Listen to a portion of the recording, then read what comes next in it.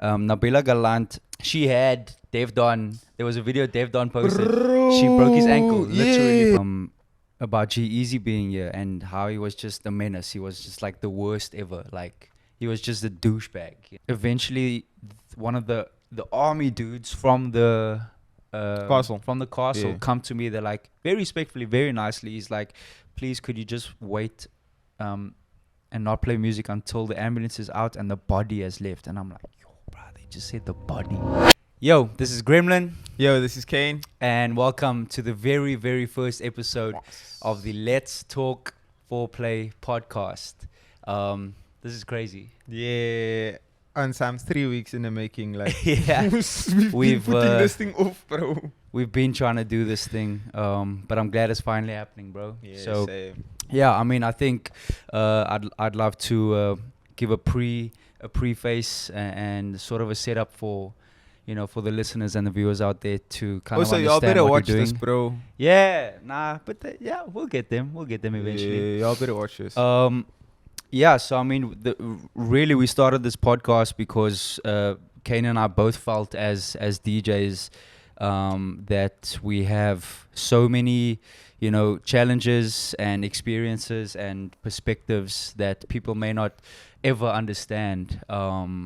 And I think it would be really worthwhile for people out there to just learn about what our lives are, you know.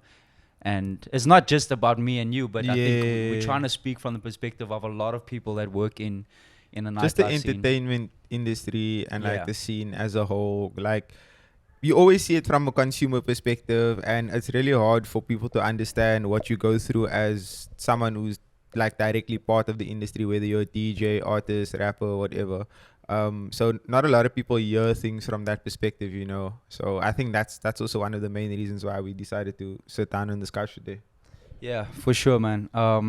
You know, it's important for us as individuals, I feel, but also I think it's a good thing that we are possibly opening a platform for people to, you know, to speak their minds as well and start the conversation about some of the things that we, you know. Yeah, I don't know. 100%. How do you feel about that? No, 100%. Definitely to have people just speak their minds. And I want to say it's going to be, how can I say, like, for lack of a better term, like unprovoked. Like, I feel like you should be able to say what you feel and not like step on anyone's toes or have anyone feel some type of way of what you're saying, because again, it's your experience within our space and in our scene. Sure. And you know, it kind of goes back to when you said the shit is a scene. It's a scene and not an industry. So yeah, people might get touched, people might be upset, but if the shoe fits, wear that thing, boy.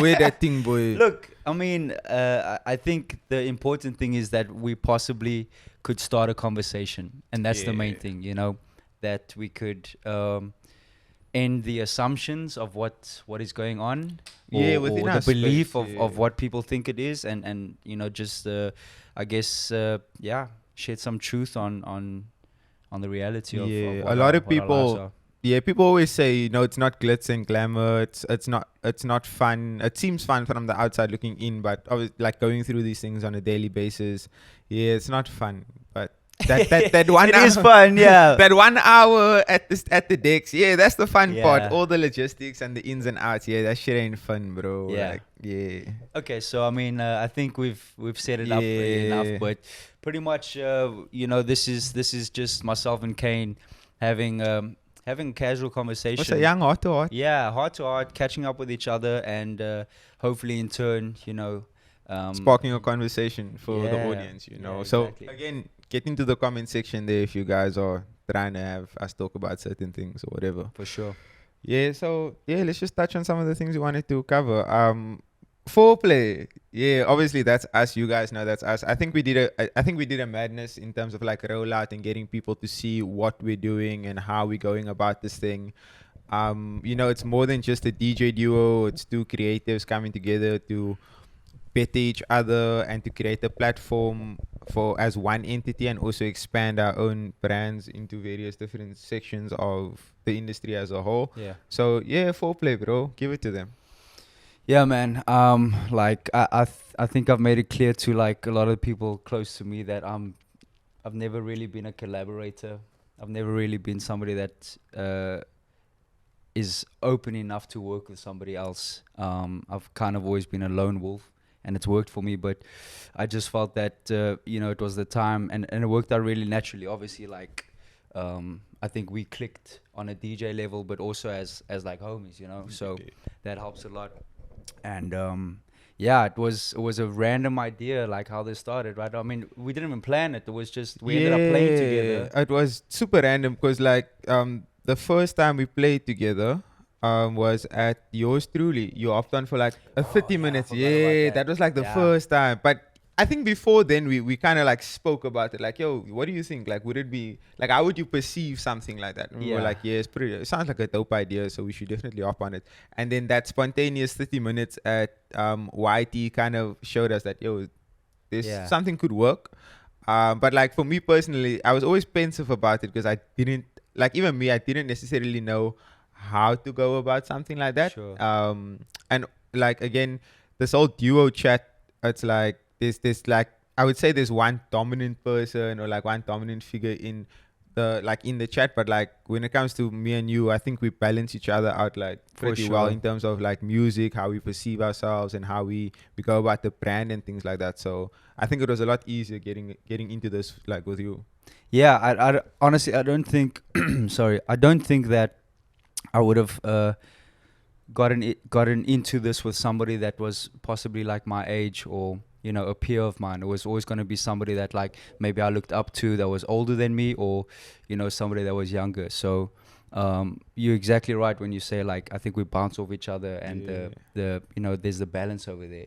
But enough about us. Let's talk about the pod, guys. One of the main reasons for this podcast is literally just to talk about like how we do things and how things are being done in the industry. Like again, there's not a lot of people vocalizing the things that we go through as entertainment people and artists and that sort of thing. So again, that's going to be the main basis of the podcast, and also just to talk about everyday life and like stuff that happens throughout like the industry. Like one of the points we're going to touch on is yesterday's celebrity match that happened with Cape Town City. That shit was fun, I'm not gonna lie. So we'll touch on that. And just like day-to-day groove activities and stuff that happens on weekends, gig recaps and that sort of thing. So what are the specific things you'd like to cover today? So it's gonna be the celebrity game.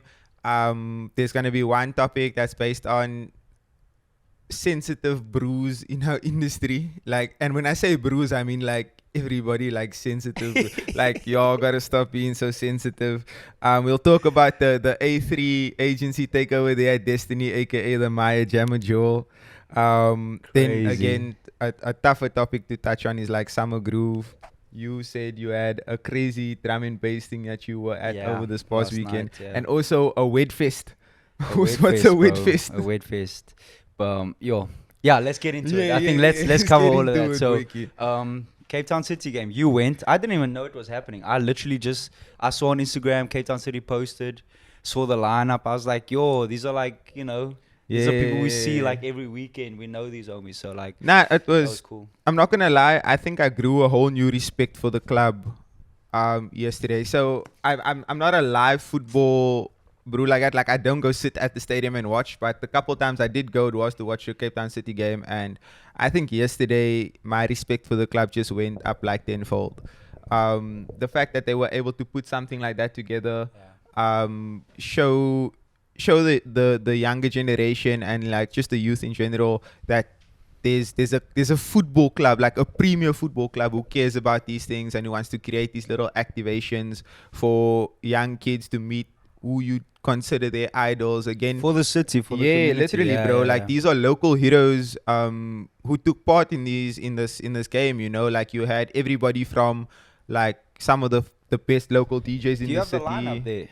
I can pull it up actually. It's the Instagram. But like literally everybody from radio presenters to the best local DJs in the city to influencers to rugby players, like literally it was a Cape Town celebrity game, and I think that's the craziest part about it. There was but when you mention rugby now, did you see that video of Yeah, Mr. Meyer, my guy? Unlucky Buta. He You got know what? smoked. No. He was on he was on that ball game Yeah, page. they found him. Yo, bro. Look it here, was always gonna Mr. happen. Meyer. Sorry, my guy. I personally think it was the banners. I'm not gonna lie. But also playing it was 70 a minutes of Stormers, a rugby player had you, bro. But also playing 70 minutes with banners on. I think you couldn't see. I personally think you couldn't see what was going on, and then they found you. But that was a good game to watch. I'm not gonna lie. Like I've played ball with quite a few of these guys on here, and like I know that some of them are like ballers, bro. So like, I mean, this one team, this was John Cometas' team. So John Cometas is the owner. Yeah. And this team was Boysen. This guy, I don't know how to say his name, but this was the rugby player that had all the smoke, bro. Hagchiva Daimani. Yeah. I think he had Enzo on his shirt. Crazy. Yeah, but yo, that man is tall, me bro. That's a beast. But on some that skill never have move. said, bro, number. Maybe give that man 5 stars right now. They on FIFA, bro. John Cometas is the owner. Zubi the MC. Shout out Zubi. Dylan Wannenberg, Malachi, Bravo LaRue. Shout out. That's my guy. Nabila Galant. I didn't know who she was, but then I checked out her. I think she's a baller. She's a footballer. She plays for City. Yeah. She had Dev Don. There was a video Dev Don posted. She broke his ankle. Literally broke his ankle. But also shout out Dev Don, because like yesterday at the game, he like pulled up to me, or he pulled up on me in the VIP. Guys, there was like a little VIP section. I'm not gonna lie, I felt so cool. I'm in the VIP. So how did you get there? Yeah, How was that? How did that come about? So my homie Josh Schneiders, he got booked to play. He was like entertainment at the. So he was DJing. He played he played a 2-hour set before the game kicked off. So obviously he took me with him. And so how did he get booked, for instance? I think people might be interested to know like how that process happens. Yeah. So again, It's a weird one to dive into, because even me, I don't know. Like, he also just hit me up on some, I got booked for this thing. But like a lot of the guys, into the culture of what Cape Town City kind of is. Yeah. They have a big Amapiano and Kom loving fan base. Yeah. So that's kind of why, also the lineup here is pretty much your, Envy Funk, Boysen, who else is on here? Matthew Power. Like, these are, they like those are DJs in that particular genre. So I think Josh probably caught their eye in this whole instance, and then obviously if you have like people in the system backing you as well, it's a lot easier to push. So again, shout out to Josh for actually securing that, because it's one thing that it's like it was on his list, like, I want to play a Cape Town City event. Mad. And then they printed homie's name on the jersey with his favorite number, and he was geeking so hard. Of like course, this bro. man was geeking. And he's 18. He's 19. He's 19. Just finished school. Like, the year before last. So he was geeking. So I was with him, and like Dev Don pulls up on me, and he just like starts, and we talk, and he's like, yo, like, I mess with you and your music and how you do things and like your creativity, because there's like a lot of people who just like mix in and out and keep it basic, but like you test and you explore and you're not afraid to experiment. And we had a good conversation, and he mentioned like some of his top 5 DJs, and we compared my top 5 and his top 5. So he does a lot of work with like Ryan the DJ. Yeah, he loves Ryan. One of our goats, not gonna lie. So we had a great conversation, and again, the reason why I'm bringing it up is just that like, you might know you good, or you're one of the best or whatever, but getting that validation from people is like, it's tenfold crazy, bro. So that for me yesterday was like a highlight. But yeah, just like being in that space surrounded by those people, it definitely gives you that feeling of wanting to go harder. So we always say this thing, I need to go harder. So yeah, you say that. I say that on some you need to go harder, bro. On some, these are all things that's Brody almost fall over now. Yeah, that's all things that's so gonna. By the way, motivate Brody you.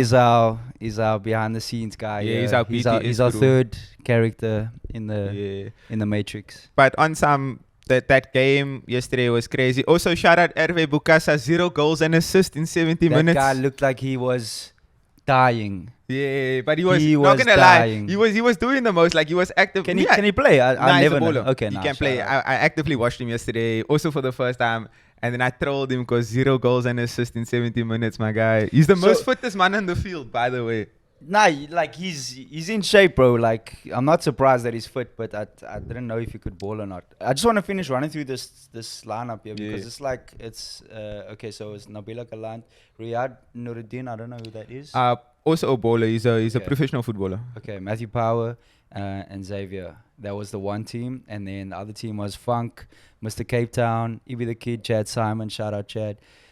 Katlejo, I don't know how you pronounce your surname, but it's the ex-Expresso president. Mitch Matiana, shout out Mitch, Dev Don, Dream Boys, Chris the Juggler, who is the world record holder for most taps in a row. No, what was it? It was the control of a ball that like dropped from the highest point, like his first touch, and he just started juggling, like world record holder. Chris is incredible coach as well. This is turning into a soccer podcast, but I don't mind it. That was current events. Yeah, exactly. Yeah, again. And Yusrik, all the smoke mayor. Yeah. Who was the special guest?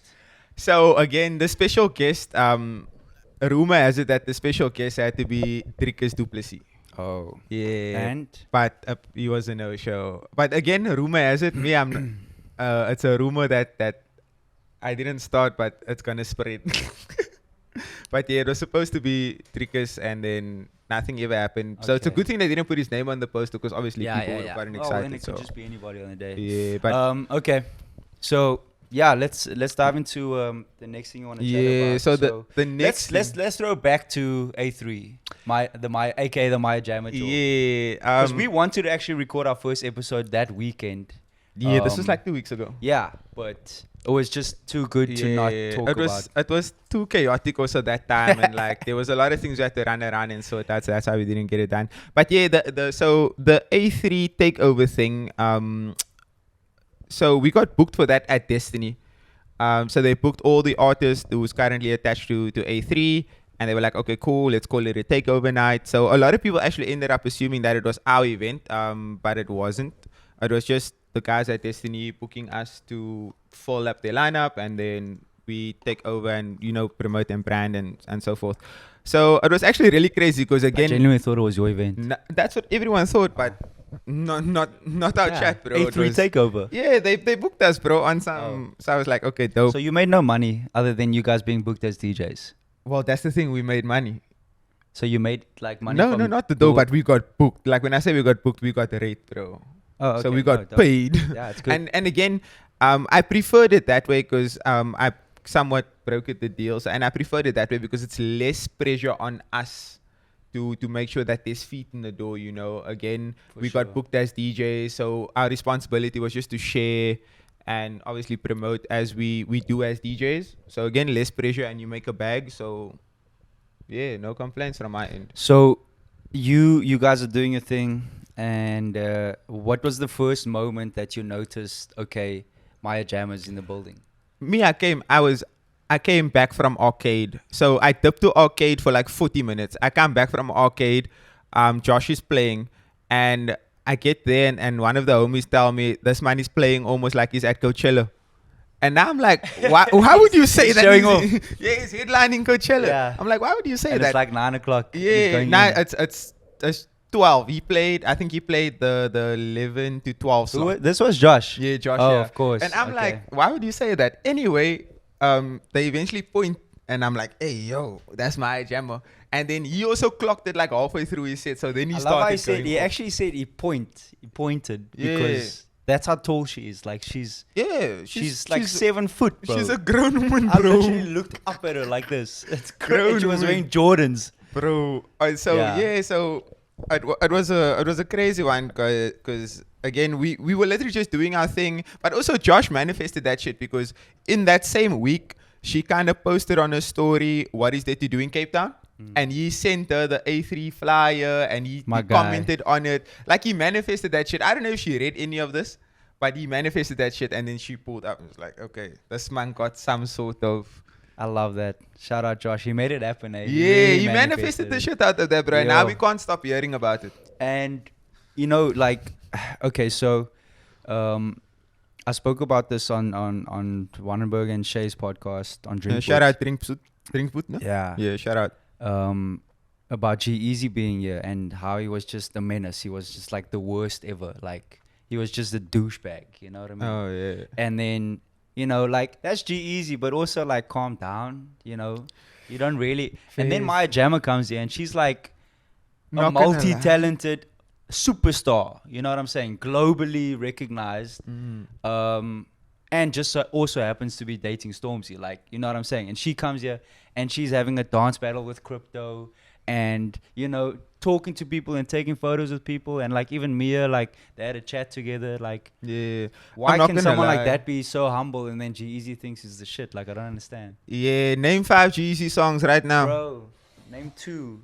Yeah, real chat. But honestly, I'm Yo. not gonna lie. Meeting Jama was, I think it shook up a sense of humility in me. I'm not gonna lie, because again, like you're saying, this is a multi-talented woman who's Global dating superstar. global superstar who's dating one of the biggest, if not the GOAT UK artists, up for debate. Probably, yeah. Like on time, and she was just in the section hunting, bro. She was there with a Vibing. bottle, with her homies, just vibing, enjoying Shorty the shorts, music. denim shorts, Jordans, and a vest. Not Easy. a key in the world, bro. On Easy. some no security inside, just her and her homies vibing out. Yeah, and no, I'm like, there were like 1 or 2 homies there that were kind of like they were like protective. looking after Yeah. and like protective, which again you should be if you're a person of that caliber. But Suppose. just the fact that she was that open to just being around people and conversating and communicating, Yeah. I think that's crazy, because again, you don't have celebrities of that caliber like open enough to, like again with G-Eazy, he was a douche, bro. Like Yeah. I didn't interact with him, but the one time that I saw him pull up to Destiny, they like cleared everything. Homies couldn't look a certain way. Homies had to change direction and how they're sitting. And I'm like, man. again, you're not gonna be able to name 5 G-Eazy songs. So respectfully. I don't have to really name names, but a really good friend of mine that manages a nightclub, G-Eazy came there with like 10 people or like a big crew basically. And this nightclub is known for specifically doing techno, house, dance music only, right? And this guy comes out there and, he's like, oh, let us perform, me and my DJ's quiz. Let us perform. And the manager's like, you need to understand this is like a house and techno. We understand what you do, but this is not.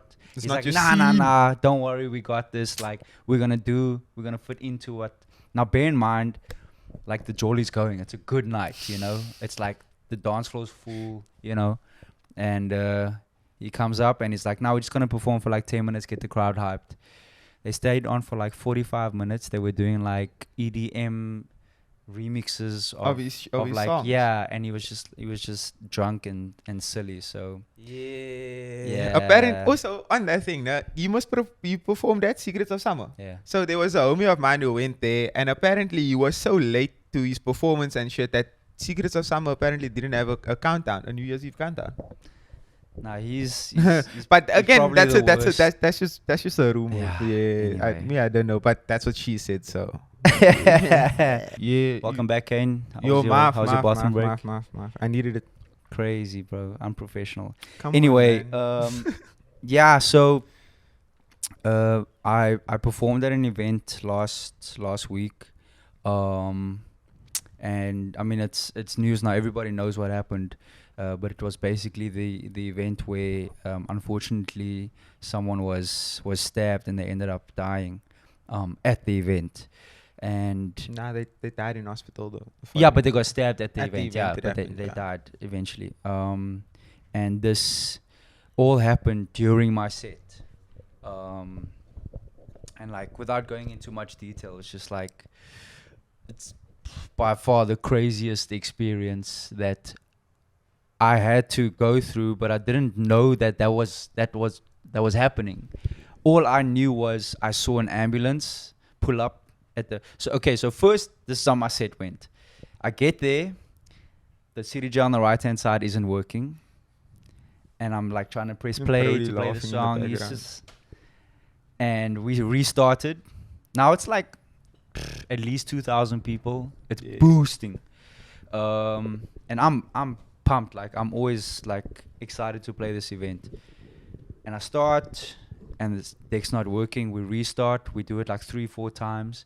Now it's like 15 minutes in. The technical guys are still trying to figure out what's going on. So I'm kind of annoyed at this point because, you know, people are getting annoyed and they start booing because they're like, yeah, obviously it's my fault, you know. So they start booing in general, but basically like you start hearing the typical thing of your DJ, yeah, you know what I'm saying? Like, it was not my choice to stop the music. See, that's why I said this DJ shit is not cute, bro. Yeah, no. So I was a little bit lit, and I was on the mic, and eventually I just got on the mic and I just said like, this is not my fault. I'm not doing this. You know, I'm not doing that. I said I'm not taking accountability, and I never do that, right? But at this point, I was just like, I'm not gonna sit here and get booed, you know, because. Yeah. And these are like brand new CDJ 3000. Like, there's no reason for this to be happening. Anyway, that's 15 minutes into my set. Now the crowd is already a little bit agitated. I start playing again, and I see an ambulance pull up into the crowd. Like, literally from my right-hand side, an ambulance drives into the middle of the crowd. And then I'm thinking, like, Wagwan. yo, like, what's going on here? I stop the music again. So now we're half an hour in, and there's maybe been 5 minutes of music. So the crowd is annoyed. But, like, what do you expect? There's an ambulance in the crowd. Yeah. So I'm thinking, my immediate assumption is it's super hot, it's crowded, someone might have fainted, too much alcohol. Those kind of situations that do happen. So I was just kind of paying attention to what everybody's vibe was, and also what the direction was from the management of the event and owners and all that kind of thing. So obviously I had my own decision at the end of the day. I can make a decision to play or not. Yeah. But at the time, it was very stop-start, and no one really knew what was happening. So the music never really played for at least 45 minutes of my set. And people really started to get annoyed now. Then there were rumors going around that, no, somebody got stabbed. Then I was like, come on, guys, like, someone got stabbed. Like, this is no joke, you know. And it's obviously serious because he's going to a hospital. Eventually, one of the army dudes from the Castle. come to me. They're like, very respectfully, very nicely. He's like, please, could you just wait and not play music until the ambulance is out and the body has left? And I'm like, yo, bro, they just said the body. Like, that's hectic. Yeah, that's like a sunken moment. Yeah, you know what I'm saying. And yeah, I am like prepared to play like Think of the Shit, You're Not Even a Fart. Like, you know what I'm saying? Like, this is my playlist, and this just happened. Like, what do you do after that? You know what I mean? But the people there, we had this chat before. It was kind of like the crowd that was at this event is part of a certain demographic that, from my perspective, is predominantly probably from underprivileged areas. And the possibility is very high that a lot of them, an overwhelming majority of them, are desensitized to this type of situation. So they could be very used to seeing traumatic experiences like this, you know, many times in their life. Yeah, and calling you it know, a you day. even mentioned when you were staying in Bonteville, like, this is it's a daily kind of thing. So while I understand that is the reality, I do feel that it was just a little bit inhumane for people to just disregard that situation and be, for lack of a better term, selfish. Yeah, I get you. They've come here, they've spent money to get into this party, and now they can't have fun because something just happened that has nothing to do with them. I get that, but yo, someone got stabbed and they died. Like, that's like, you know. I'm not gonna lie, it's a tough one to speak about, because again, like, I grew up in like an area where this sort of thing is normalized and you become desensitized to it. So you'll see someone get stabbed, or you'll see someone or you'll hear gunshots, and you know, you'd have to sleep through the rest of the night without really a care in the world, because again, you know, you weren't placed in that situation. So again, if you mind your business, you fine type situation. So again, I can understand why the consumer on that day probably felt like, oh, I've seen this before. Yeah, exactly. So, or even then, like, again, it's a very traumatic thing to experience, because like even in some of the clips that you see going around the internet, there's like people hysterical at what's happening, and you kind of look at it like, damn, this just happened, and it's like, where do you go from there? And then Yeah. obviously, but this happened during your set, so I mean, it's easy to talk about the situation afterwards, but when that happens, some people would say, yo, and there were 1,000 people around and nobody did anything. And for me, it's like, what can you do? What genuinely can anybody do about the situation? I think that's also something without putting their own life in danger potentially. That's something that we spoke about too, because like, again, a lot of people were criticizing and saying like, oh, you'd rather stand there and make a video, but then again, would if you put yourself in that situation, you're not exactly going to jump in front of that knife. I'm not doing that, or even try and stop that person from doing anything, because again, then you become the target. That has to be like my family or something like that. That's a different. But for pretty much somebody that you don't, as a stranger, you're not going to do life, that. Like that's what it is. And that's why, and like I even told you that the person who took that video is more valuable to what could happen to in terms of justice and evidence and so forth. That video is more valuable than that person jumping in and potentially also ending up lifeless, or also ending up hurt or caught in the crossfire. So again, it's a tough one to speak on, because someone so it's our first time, guys. He's running to the bathroom. I stopped the recording by accident. But it's a sensitive one still, and again, it's hard to kind of rationalize it afterwards, after the fact. But it's something that sticks with you, especially as a performer. You never want these types of situations to happen. Like, if this happened, something similar or not similar, like no one got stabbed when it happened once during like one of my sets.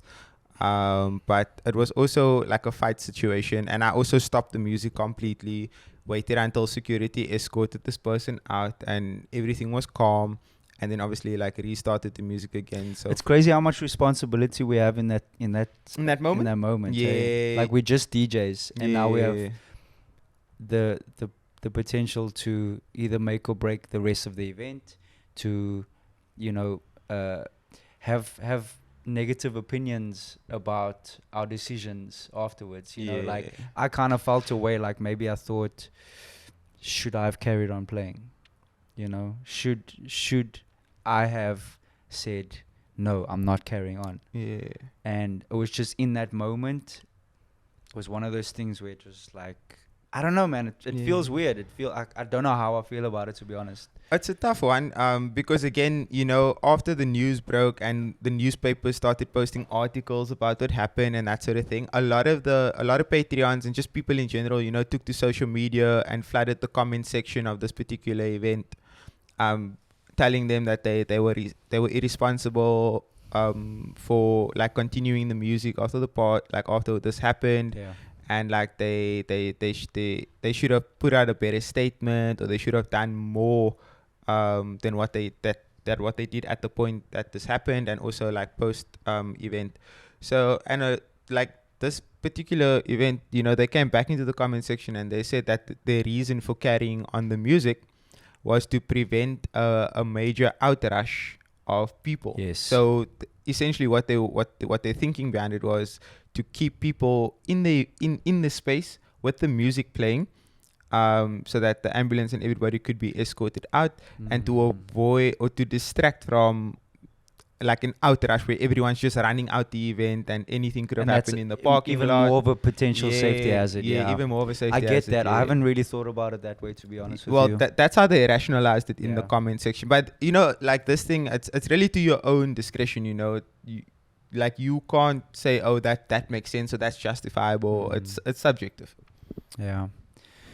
Heavy, hectic. Yeah, heavy for real. Bro.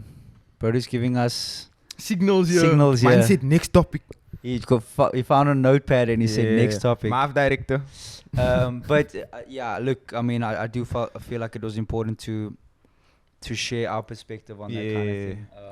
Because we are very much involved in these situations, whether we like it or not, you know. Yeah, true. Can I just bring up something? Let's talk about, and again, this is kind of left field from what we just spoke about, but let's talk about sensitivity and sensitive people in our industry. I'm interested to see where this is going, because you came in here like really wanting to talk about this. Yeah, I think, look, again, we're all human. Hear me out. We're all human.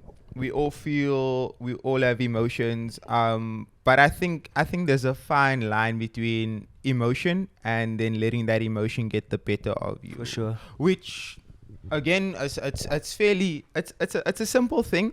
I often don't.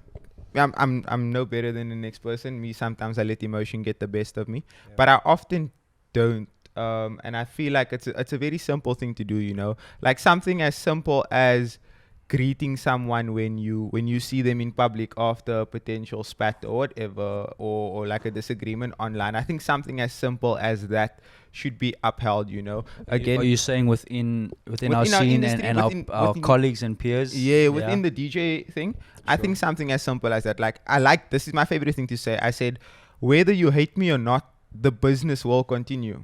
You know, whether you fuck with me or you don't fuck with me, the business will continue. And at the end of the day, we in this industry to better ourselves and to make money. Key thing, make money, bro. And not just me make money, you make all money, of us we all together. Make money. And on some, you can't make money in the industry if you're sensitive.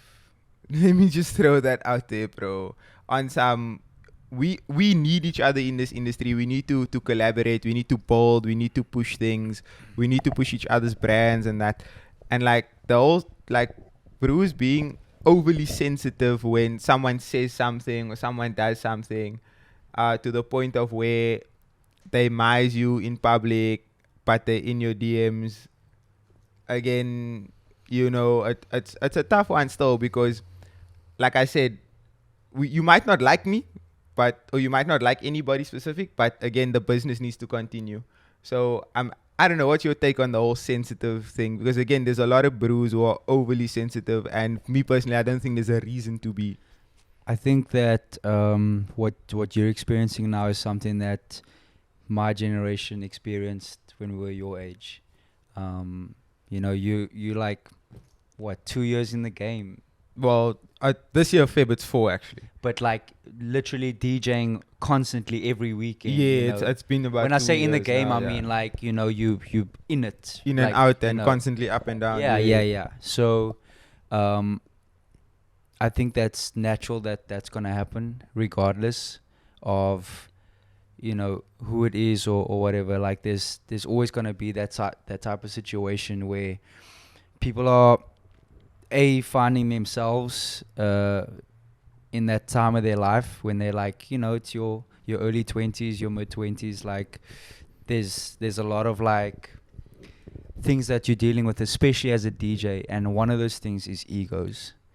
A big thing that you deal with as a DJ is the challenge between humility and ego, because you have to have a certain level of ego to be a DJ. It's impossible for you to lack confidence and have no ego and be the man or woman that stands in front of 1,000 people or 500 people and decides how they're going to feel for the next hour. Yeah, you are controlling their bodies and their emotions for an hour potentially, you know, at least. So they undoubtedly and naturally will be a sense of ego that comes with that successful control of people's psyche and emotions and bodies. So if you constantly have this sort of feeling of, I'm good at this, and people tell me I'm good at this, and now social media era, it's very apparent. I can see the numbers, I can see the DMs, etc. So when it comes to sensitivity, I think that people are sensitive because their pride and their ego might be getting hurt. And it's silly because you cannot be, like you say, you can't be sensitive if we're trying to make money, you Yeah. know, because at the end of the day, whether you genuinely fuck with this person or not, or if it's just a colleague, you have to get along with them on a business level, because you will be on the same lineups, you will cross each other's paths, you will be at Yeah. networking events, you will be at brand events. It will happen, and eventually you just gonna have to like put that vibe aside Yeah. if anything's gonna carry on. So it doesn't help to be sensitive That's at and, all. like, I'm not gonna lie, this is my chat also, because again, you can, again, like, going back to the ego thing, you can have the biggest ego in the world, bro. You can be your, again, you have to be your own biggest fan and your own biggest hater at the same For sure. time. But you know, in an industry where everything is saturated in controversy and everything is based on likes and who does this and who gets the most this and whatever, I think the business aspect of it should take forefront and precedent, bro. Like, again, and with that business should come a mutual respect. You know, like, I respect you enough to greet you when I Just see greet. you outside. We don't And have to again, hang we don't have out. to talk, We- bro. yeah, we yeah, don't have yeah. to Just talk. We greet. don't have to how you doing or anything. Yeah. It's a simple, yo, like, let me tap you up. Okay, like, seeing you outside. Have a good one. It's as simple as that, bro. But like, now you're directly choosing to do the opposite. And again, that's weird, because the Cape Town industry is small, because Tiny. you have a handful of excellent DJs, you have a good handful of good DJs, and then you have the rest who are up and coming and who's practicing and who's learning. And again, And then it's those, a lot of bad DJs too. yeah, and there's and it's the Two excellent and it's the excellent DJs who are going to help you sell out your show or book people or get people through the True. doors at your events. Yeah. And then it's the good DJs who's gonna carry the night and who's Supporting. gonna like the sporting acts and stuff like that. So on some, you already know it's a small select of people. So like, you know, why would you act that way towards someone who, again, you're going to come back to? It's just small picture thinking, man. It is, You- but you gotta that's why I'm think- saying you it's gotta mad think bigger irritating. Picture, you gotta think like longevity as well. If you realize that you know who Kane is, you know he's the guy now in the city, he's not going anywhere. Why would you even risk burning that bridge or that relationship? Because you know you're gonna be working with this person for years and years and years and years. If you still doing your thing in 5 years and that person is still as well, like, or these people, like, you can't. And I've been in that situation, bro. Like, Yeah. Brody knows this too. Like, there's been people where I was like, I cannot stand this person. I cannot stand them. And then years down the line, it ends up that you just have to, and you have to put that kind of thing aside. But it was never a thing of disrespect. And I think that maybe is where that's your chat. That's bridging. disrespect is. It's the disrespect, bro. Yeah. Like, again, with business comes respect, and if you lack that respect for your peer or your colleague or whatever this person might be in the industry for you, then, you know, how do you expect to grow the business? How do you expect for everyone to eat? Because again, me, I'm a big thing, or my thing is, I believe that the table is big enough for everyone to eat, whether you're a bad DJ or not, bro. No disrespect. Yeah. The table is big enough for you to eat. Everyone has an avenue. Everyone has a seat at the table. And that's why I'm very anti-gatekeeping. Like, you can come sit at the table, bro. What you make with the information that we give you or what I give you, that's up to you. But there's a seat at the table. Make it your own. But then that's where the whole respect chat comes in. It's like, if you don't respect people enough, or you don't respect your colleagues and your peers enough, you know, how do you grow as an individual? How do you grow your business, your Yeah. brand? Yeah. It's funny. Like, Also, you pulled your face when I said that shit. yeah, I bro. know. And this is the thing I like about you know, us sitting down and really diving into things. We do this often, but I love that we don't agree on everything. Oh yeah, 100%. I love that we have different perspectives on things, because I'm pro gatekeeping. You're know? gatekeeping. I'm down with it, man. Yeah, Bring I it hear back. you. It's gone. Bring it back. Nah. So, you know, that's a different chat, but I think that's possibly another reason why I think that this platform for us to speak together is really Yeah. healthy. because there's two perspectives here, not only from a generational standpoint, but also just, you know, the way you see things and the way I see things and our experiences. And I think that once we start, you know, potentially getting guests on and that kind of thing, it will broaden that even more, you know. And that's what we're trying to do too. So like, we have some ideas for guests. We're not going to get into it, but it's not going to be the typical. Yeah, it's not going to be the typical thing that you would assume. Yeah. We're trying to do something dope with this, you know, with everything that I do personally or that you do personally, what we're doing with Foreplay in our DJ sets, but also with this platform here. Also, next Foreplay performance at the Kave now on the 24th of Feb. On some, if you weren't at G Day last year, go watch our set on YouTube. It's actually some shit that you'd never hear people do. Like, there isn't a DJ set that exists in the entire planet in history like the one we did at G Day. Yeah, that is a fact. On some, me at us, show us who's done it. Yeah, you know, that type of thing. At us, on some. Watch our little short film also. yeah. How to form a real DJ duo. I think what we do now, we're supposed to do like, comment, subscribe. Comment, subscribe. But and check out the other videos we have. At the moment, we have the G-Day full set, and then the behind the scenes documentary. And then we obviously, like with Foreplay itself, you know, we'll be doing this thing regularly where we record our sets at whatever event we're playing at. You know, we'll do a little short film again, like the behind the scenes or making of the set type thing. And then obviously the podcast where, you know, you just get some insights as to what we did, how we're doing, what the industry is like, things that we've experienced. And then another thing that we also meant to touch on before we close off, it's just a recap of like gigs that we played at over the yesterday. Okay, so yesterday it was a quiet weekend, like usually the second weekend of the month is, but I had nothing else but a wedding gig. A super random wedding gig. And usually if I do a wedding, I'm the DJ for the wedding.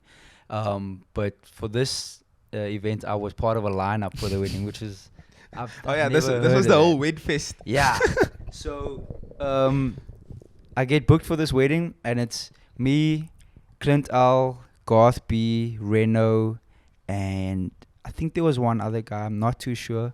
Sorry if I forgot who it was, but out in Elgin, like just past Somerset West, it's this mad venue. There's Springboks and there's zebras. It was crazy, bro. This man was on a safari. Yeah, and it was like this glamping vibe, and I hear the music as I'm driving in. It was like a good 5-minute drive into the venue. Yeah. So it's deep in. And there's different campsites, and this campsite got booked for the wedding party, and they literally made like a mini festival for the wedding. That's crazy. I got an armband on entrance. There were food trucks. Man said, "Here's your VIP band." Literally, bro. There were food trucks. There were ice cream things. There was a spit braai. There was braais. Lighting. There was a full technical team, like 3 guys technical. You know your bro Wiki Lee. He was part of it. Yeah, I know Wiki also. So they just went in. They just went crazy. Yeah. Because a lot of, like, even when I get like wedding requests from people and stuff like that, Have you done a wedding before? Yeah, I've played a couple. It's actually really fun, but it's also very taxing. I'm not gonna lie, especially when you have to set up and run the whole program and that. That's very taxing. But a lot of them say that they want their thing to feel like a club event or like an event where all their favorite DJs are playing and that sort of thing. Sure. And I think that's just the direction that a lot of the like weddings are going into. That's something like when you told me about it, I was like, that sounds fun. That sounds like something I'd do. And I don't mind playing 2 hours, bro, instead of doing like 8. Yeah, because it's hours. 8 and it's a speech. Yeah. It's speech for like, if you booked for 8 hours, it's speeches for 6 hours and then music for an hour. Hey, but you're getting paid for 10 hours, man. Yeah, you're getting paid for 10 hours. So again, can you complain? Yeah. I guess not. And then I went from there. It was my bra's birthday, and it was this event at the Ostrich Grounds called Liquid City. And Liquid City is an international drum and bass event and record label. So it was a big thing. They got a lot of Joburg DJs down, and the drum and bass scene is like, it was very big when I was like a teenager and like just coming out of school, and then it disappeared. like completely disappeared. Like nobody was fucking with it. And now it's like very much come back in a big way. Also, Gremlin being globally a too. teenager was 12 years ago. Yo, so unnecessary. Yeah, I just at had 12. to point it out there. Yeah, it was 12 years ago. years. Yeah, we were 13 19. actually, bro. Oh yeah, your birthday Well, was 19. now the Yeah, other 19 day. is, Yeah, is 19 teenage. is Yeah, teens. okay. Anyway, shit. Also, just to emphasize the difference in generation, like How old are you actually? I me, still wasn't sure. I'm 24. I told you, born 2000. Nah, 99. Oh, Me, you I just stand on made that it. 99, bro. You just made it. He's a 90s baby. Stand on that shit. 90s baby. But yeah, like I think that's sorry to break your word, but I think that's the one thing that people will probably also take an interest in, that we'll probably deep dive in. It's just like you mentioned the generational gap between us, and 7 years, man. yeah, and I don't think people would ever have assumed that like us linking up like this would have been a thing, especially with that generational gap in between. So I think that's gonna be a crazy one to talk For about. sure. Yeah, go to this event and mad lineup, mad. They like drum and bass guys, they go proper, like lighting, sound, proper. They don't spare like any expense. Tickets were wild though. Like I think the first phase was 300, at the door was 600. Capital J. So I got there and I was willing to pay, and then I was like, nah, I'm not gonna pay for this. Like I'm not paying 600 rand because there's also like 2 hours left. Who did you call? Nah, you know. Who did you call? Somebody. One of the DJs. Damn. Okay. Yeah. Okay. You said that man's on my guest list. Give him the Not VVIP necessarily. band. He didn't know that I was coming, but like Yeah. luckily he was on his phone at the time. So yeah, go there. And now they've got these international DJs there that own this record label, and like, you know, we're trying to show off as South Africa right now, show off as Cape Town, and load shedding hits. Bah. Well, what a way to show off as Cape Town in South Africa. Dude, power's off for an hour, a whole hour in the middle of the jewel, like at the peak of the jewel too, right before the international headliner is supposed to start. Eventually comes back on, but no lights, so just the speakers, and then the one speaker is like going on and off. So it's like 2 speakers on each side, and the one line array is going off. And yeah, it was frustrating, I think, for a lot of people. But like the love was really there. Like I think in most other scenes, people would have said, "Fuck this, we out." Like, you know, why am I gonna hang around for an hour? And then when the power comes back on, it's not as it was or as it's supposed to be. But like the love is real, man. It was really dope to see that, and it's just good to see that there are more genres that are being supported outside of the typical commercial hip hop, R&B, deep house, gorm, piano. Like you know, there's much more out there that, you know, most people don't even know about, and that's super fun. Like it's super fun. And it may not be for everybody, but like experience it first and then judge it. You know what I mean? It's really hard, and I think that's like also a thing for DJs. It's hard to get people like to interact with new stuff and new sounds and stuff like that. And that's also like why a big chat that we'll also get into eventually is the whole just not even just hip hop DJs, but just DJs in general don't play new music in the club. Yeah, that's a whole podcast episode. That's a whole hour chat, if not 2 hour chat on its own. Yeah. But again, it's hard when everything is so commercialized and like people's ears are trained to only listen to a certain thing.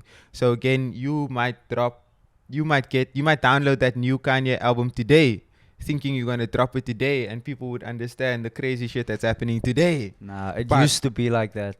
Nah. Yeah, I think you missed that. Yeah, that I missed time the fun time. I'm not gonna lie. Literally, like Travis would drop, Drake would drop. It was like not necessarily 2016, Wayne. 2019. Yeah, like 2014 to 17 was a beautiful period where like literally someone could drop today and tonight you playing that music and everybody knows it. I remember when Sicko Mode dropped. Oh yeah. Were you DJing then? No. I started in 2020, Moose. Sicko Mode dropped. I was 2018? playing at a club in Claremont at the time, and I played it that night. And Glenn Styles was with me. You know Glenn Styles, also super dope hip hop DJ. And I was playing it, and obviously there's a switch up, and I was about to transition out, and he said, "Bro, don't change it." And it dropped that day. Yeah. And he's like, don't change it. Wait for this next part. And it was Travis Scott out like a light, like a light. And the crowd was literally singing every word like a light. The same day the song dropped, bro. Yeah. Where is that going to happen now? And again, you can't even say that music today is not that good. Music today is better. Yeah. Music today is Maybe better, bro. Not better, but it's just not worse. It's just that, yeah, it's... Nah. There's still great music out there. There's still great music, but in my personal opinion, I think music today has definitely transcended. And like for my ear and like where I'm from, I think music today is better. Better than what?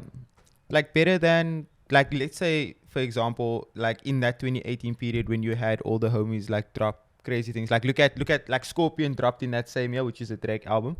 But you know, you wouldn't necessarily play things off Scorpion. But you'd play things off Her Loss. But are we talking about music that's for DJing or music in general? Like, no, this is just music that's DJing, that you'll play, like, use for DJing. So again, I think there's a lot of music that you can play today that came out today, but it wouldn't be received well until 3-6 months from now. And then you there mad as hell because also I played this shit when it first came out. I think it's a matter of people not making decisions for themselves and deciding what they like. They getting told by the algorithm and by things that go viral, TikTok, Instagram. So a song is good because it's popular, you know, instead of I like this, I fuck with it, and I think it's good, you know. But then the like narrative must end, though. Sicko Mode didn't have to become viral or popular for it to be a good song and for people to know it, you know. True. But yeah, that's a whole podcast episode. Music for was real. received differently that time, that also compared to now. That is true. But that's what I said. But then the narrative and the chat must end of people don't play new music in the club because again, you don't have a choice. So even if you do play the new music and it's a slapper, like look how long it's taking people to react to Red Drum of 21 Savage. I don't think it took that long. It took a while. You bro. reckon? Yeah, like even now you can drop it and it wouldn't be hype like they out of the crowd that you have. 40% of the people would react to it and be like, oh shit. 40% is a lot, I feel. Nah, I'm expecting for brand new album that dropped 2 weeks ago. Yeah, I'm expecting at least 80% of the people to go crazy because again, it's 21 Savage, one of the biggest rap artists over the last. You got to think about like where you're playing. If you had a Destiny, for instance, you have an extremely mature crowd. No, varied crowd. Depends on the event. You'll have 18-year-olds on the dance floor, you'll have 30-year-olds in the side booths, and you'll have 25 to 40-year-olds in the VIP. Yeah. So now you have like an extreme range of people. So if you're saying that 40% of the crowd is vibing to Red Rum, yeah, but they're vibing to it like at least that's 40%. But I think it's time to wrap up for now. We're gonna do this every week. Yeah, we're literally gonna do this every week. Every Sunday, and the idea is to chat about the weekend as it goes and that kind of thing. So stay tuned. Let's close it off. Where you gonna be this weekend? What you doing? Next weekend is crazy, bro. It's World Radio Day. It's my granny's birthday on Monday. Hard. World Radio Day on Tuesday, so I'm doing some stuff for that, and then Saturday is what's this place? Tiger's Milk, Clove Street, Destiny, and like a festival in Stellenbosch, University Festival vibe. Oh, that Unifest. I'm playing half an hour. The drive there is like 45 minutes, bro. Damn, you're spending more time on the road than... Yeah, basically. Yeah. And you? Not much really. I don't know. I have to go put my bookings poster out tomorrow and see who comes calling. But yeah, not much going on. For me right now, it's just really focusing on the Kave and prepping for not this coming Saturday, the Saturday thereafter. The 24th. It's gonna be incredible. I think it's gonna be the best one yet. Like you can say that, but everyone since the first has been better, and I've only had 2. Yeah, so again, shout out Brody for saying I must say the lineup. Shout out my director.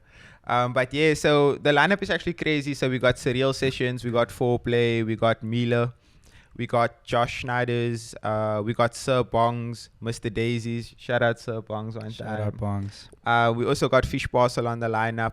And It's then, A3 and friends basically. Nah. On some, everyone who got booked deserves it. You know, like Josh has been on a crazy run for the last 6 months. But isn't he part of the agency though? He's part of the agency, Yeah. but it's not the direct affiliation.